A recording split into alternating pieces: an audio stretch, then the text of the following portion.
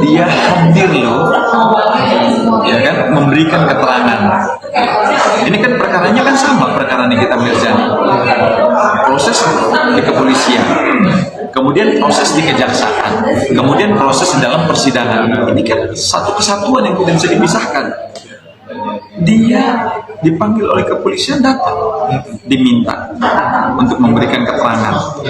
Oke, apakah produknya Reza Gleady seperti apa gitu dalam keterangannya, kan itu dicatat semua dalam BAP.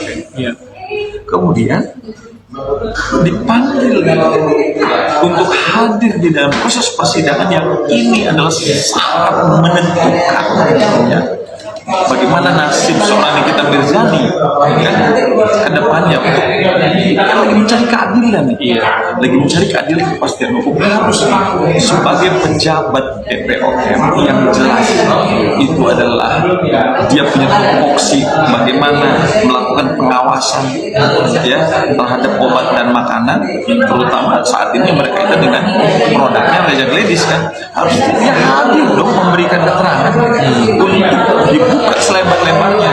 Ada apakah dengan produknya Reza Gleady ini, seperti apa produknya Reza Gleady ini, biar terbuka, ya kan, di muka umum di dalam proses persidangan.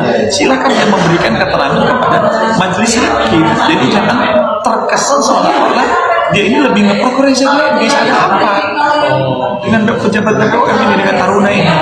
Apakah ada something? Nah, harusnya dia netral dong. Iya kan, dia nggak boleh berpihak kepada Reza Gleady, dia nggak boleh berpihak kepada Nikita Mirzani. Dia memberikan keterangan sesuai dengan keilmuan tupoksinya dia sebagai BPOM yang jelas diatur di dalam peraturan presiden, juga di dalam undang-undang, gitu loh. Itu. Jadi saya sangat menyayangkan ketika seorang pejabat BPOM, ya, tidak hadir di muka persidangan, padahal itu sudah diminta. Karena sekarang ini kan lagi bagiannya Nikita Mirzani, pengacaranya Nikita Mirzani, untuk menghadirkan saksi, untuk menghadirkan ahli. Sebelumnya kan dari jaksa penuntut umum. Jadi tolonglah hargai. Kenapa? Dia mengatakan, kalau nggak salah dengar ya, saya siap untuk hadir ke pengadilan kalau dipanggil oleh majelis hakim. Kedudukan hakim, kedudukan jaksa, kedudukan polisi, kedudukan pengacara itu sama. 4 pilihan penegak hukum. Maju mundurnya proses penegakan hukum di negara kita diatur oleh konstitusi, ditentukan partnya oleh mereka, kepolisian, pengacara, kejaksaan, dan kehakiman. Jadi kedudukan mereka sama. Jadi ketika Taruna sebagai pejabat BPOM dia mengatakan saya tidak mau hadir kecuali saya dipanggil oleh hakim. Kenapa dia begitu?